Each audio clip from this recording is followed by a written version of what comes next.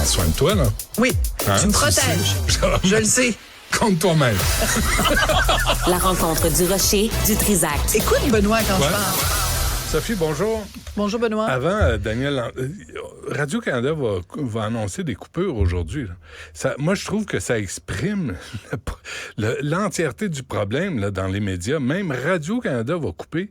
Oui. Puis là, on dit Même de dire qu'on peut dire, les médias, la crise des médias, évidemment, affecte ceux qui sont au privé. Tu sais, on pense évidemment aux 540 collègues de Québécois de TVA qui ont été mis à la porte il y a quelques semaines.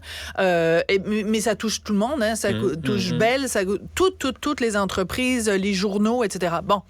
Mais on pouvait dire jusqu'ici que Radio-Canada était protégé. Il faut quand même rappeler que les conditions sont évidemment pas les mêmes parce que Radio-Canada bénéficie quand même de 1,4 milliard chaque année, plus l'argent que les libéraux ont rajouté. Mais il en reste pas moins que jusqu'ici, Radio-Canada était préservé. Et donc, oui, aujourd'hui, là, d'un instant à l'autre...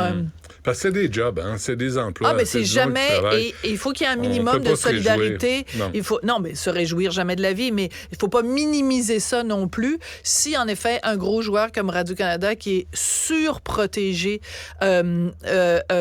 perd des employés, c'est terrible. Je veux juste faire une petite parenthèse quand même. Quand on peut pas vraiment comparer le privé et Radio-Canada dans la mesure où ce serait comparer des pommes et des oranges. Je te donne un exemple. Ici, au privé, on fait de la radio. Toi, tu as une recherchiste que tu partages avec 2 autres émissions. Il y a une personne qui est en régie et la recherchiste vient aider à la mise en onde. La même chose à Cogeco, c'est à peu près comme ça, peut-être un petit peu plus de monde. Il y en a plus. Il y en a plus, mais un petit peu plus. Ouais. Tu vas à Radio-Canada. Là, il y a 14 personnes. Et je dis ça sans aucune animosité. Mais je fais juste dire que pour la même job... Des adjoints d'adjoints. Il y a des adjoints d'adjoints. Écoute, moi, j'animais à Radio-Canada une émission musicale. Ça durait 3 heures. Il y avait un réalisateur. Il y avait quelqu'un qui faisait la mise en onde. Il y avait un réalisateur qui réalisait mon émission. C'était une job à temps plein. Et il avait une assistante qui travaillait à temps plein pour aller chercher des disques à la discothèque, etc., qui faisait la feuille de route. Et et une recherchiste à temps plein. Pour faire une émission musicale, on vous faisait jouer des tunes.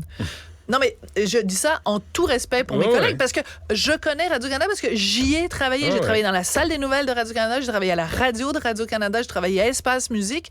Et donc, on peut difficilement comparer parce qu'il y a beaucoup de gens à Radio-Canada pour faire la même job. Après, c'est sûr que Radio-Canada, il y a le service français, il y a le service anglais, il y a le service à l'étranger, il y a le service dans les différentes langues. Il y a comme un équilibre à trouver. Mais il y a moyen de faire à Radio-Canada de l'information de qualité, des émissions de qualité, avec peut-être un petit peu moins de crémage sur le gâteau. Alors, espérons qu'aujourd'hui, c'est le crémage qu'on enlève et non pas le gâteau lui-même. Autrement dit, qu'on enlève du gras et pas l'os ni le muscle. Mais le crémage vers le haut, là, parce qu'il y a des jeunes qui veulent s'installer, qui ont besoin de se lancer dans la vie, qui ont besoin de job, puis il y en a qui collent et qui font pas grand-chose. Là. Mais c'est aussi pourquoi il y a autant de boss, pourquoi il y a autant de patrons, pourquoi il y a quelqu'un qui est payé...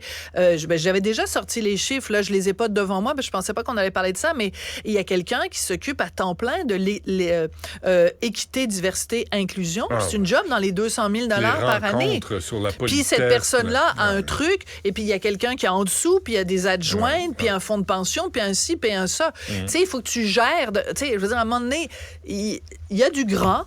Est-ce qu'aujourd'hui, on va couper dans le gras ou on va couper dans le muscle ou on va couper dans l'os? C'est à voir. Mais je pense que quand on fait des comparaisons, il faut quand même relativiser, ce qui ne m'empêche pas d'exprimer ma plus grande solidarité avec des collègues de Radio-Canada qui vont peut-être aujourd'hui se faire dire que dans quelques mois, quelques semaines, ils n'ont plus de travail. Surtout quelques semaines avant Noël, c'est la nouvelle que personne ne veut avoir.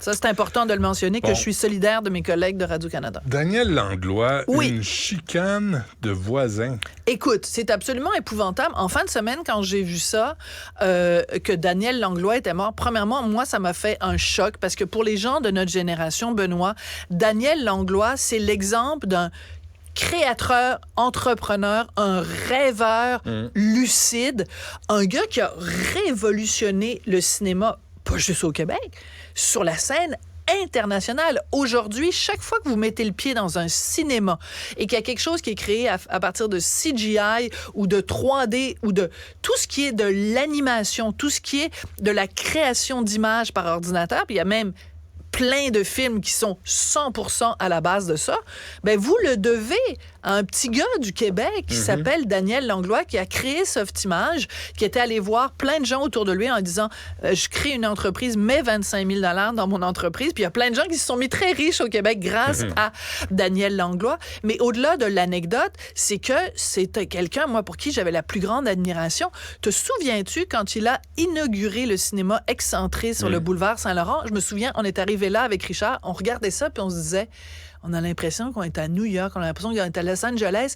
Et Daniel Langlois venait de nous donner à Montréal et au Québec quelque chose qui nous rendait fiers, qui nous positionnait sur la scène internationale. Le cinéma excentré s'était capoté en termes de technologie.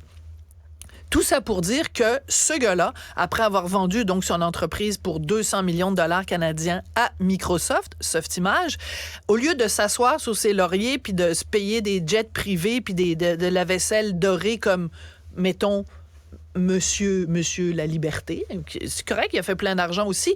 Mais donc, il a mis sur pied des fondations. Il est venu en aide à des créateurs et donc, il était établi dans l'île de la Dominique où il a fait, je ne sais pas si tu es allé voir sur le site de l'hôtel qu'il a créé, le Colibri Ridge Resort. C'est absolument incroyable. C'est un endroit en plein milieu d'une nature luxuriante avec zéro impact. C'est-à-dire que il ne dépend pas du réseau électrique de la Dominique. Toute l'électricité est créée par soit des panneaux solaires ou de l'éolienne. Toute l'eau, aucun raccord au service d'eau de la Dominique. C'est tout. Ils récupèrent l'eau de pluie. Ils ferment 2 mois par année pendant la saison des pluies pour récupérer l'eau qu'ils vont utiliser pendant le reste de l'année. Donc, même quand il fait un hôtel, Daniel Langlois, il est révolutionnaire. Ce gars-là, qui est un créateur, un rêveur, se fait tirer une balle dans la tête avec sa conjointe, puis son auto est calcinée parce qu'il y a un petit monsieur, supposément, selon ce qu'on entend, qui n'aurait pas aimé le fait que Daniel Langlois était en conflit avec lui parce qu'il y avait une chicane de clôture sur l'utilisation d'une route qui menait à l'hôtel. Tu peux pas imaginer quelqu'un de plus rêveur qui est ramené à la réalité sur le plancher des vaches, au ras des pâquerettes, pour une chicane de clôture. Pas de médiation, pas capable de s'entendre.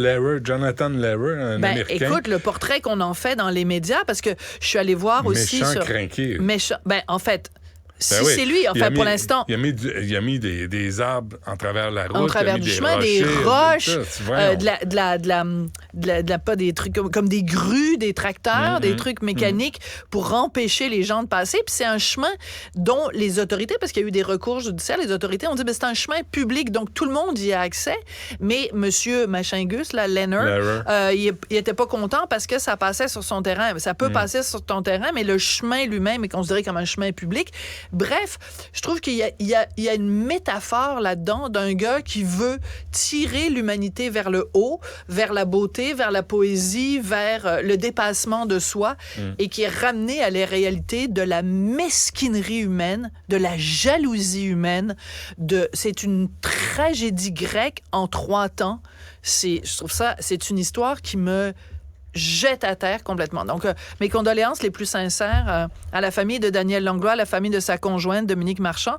Et c'est vraiment tout le milieu culturel qui est en deuil aujourd'hui au Québec. Et je suis allée sur le fameux site, la Dominica News Online. En Dominique, les gens sont dévastés. Les gens, ils adoraient Daniel Langlois et Dominique Marchand. Il y a une députée qui est la députée responsable de l'endroit où il y avait son hôtel, a donné une entrevue à la radio. Elle dit, écoute, pas plus tard que jeudi, elle avait une réunion avec Daniel Langlois pour parler de nouveaux projets encore qu'il avait pour l'île. C'est quelqu'un de extraordinaire. Une perte monumentale. Sophie, merci. À demain. Merci. Vous venez de vous